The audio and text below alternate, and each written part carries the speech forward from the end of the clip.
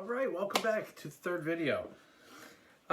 Last we have, we kind of, I don't want to say save the best for last, but we saved what I want to say I think is kind of the cherry on top of the sundae we've created here, is the Chateau St. Cosme Gigondas. To talk a little bit about Gigondas, what, really was always, like I said before, in the shadow of Chateauneuf, never really known as a region that produced stellar wines that were worth more than a table wine. And Louis Barrault, along with many others, he didn't do it single-handedly, but he is really accredited by many to be the one that kind of put Gigondas on the map as we make serious wine, ageable wine that deserves respect. And I totally agree. With this, we've got, this is going to be a blend. It's 70% Grenache, 14% Syrah, 15% Mourvedre, and 1% Cinsault. This is all whole cluster fermentation. There's a little mix. There's 20% that goes in new casks. There's 50% that's in 1 to 2 year casks, meaning that at least it's been used at least once or twice for wine. So while it's not neutral, a lot of that oak influence is kind of weaned off. And then, true to his style, 30% is done in concrete vats. What's kind of interesting about that region is there's what's called Tortonian marl, which is a mixture of limestone and clay. And it's in a lot of different regions in their terroir, but it's beneath the soil. This is the only place in the Rhone where it's reached the surface.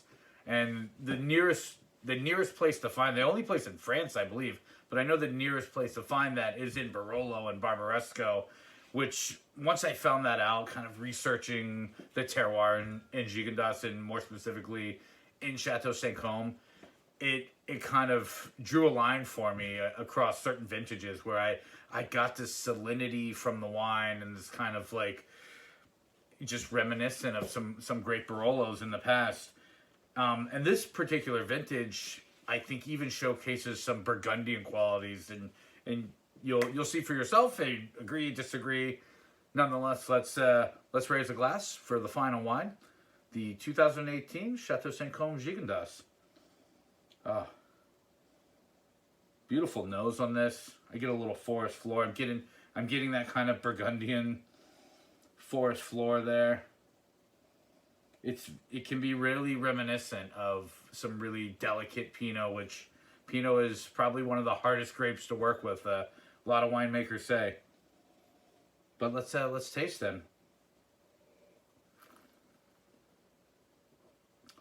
Beautiful violets on the nose, blackberries, dark fruit.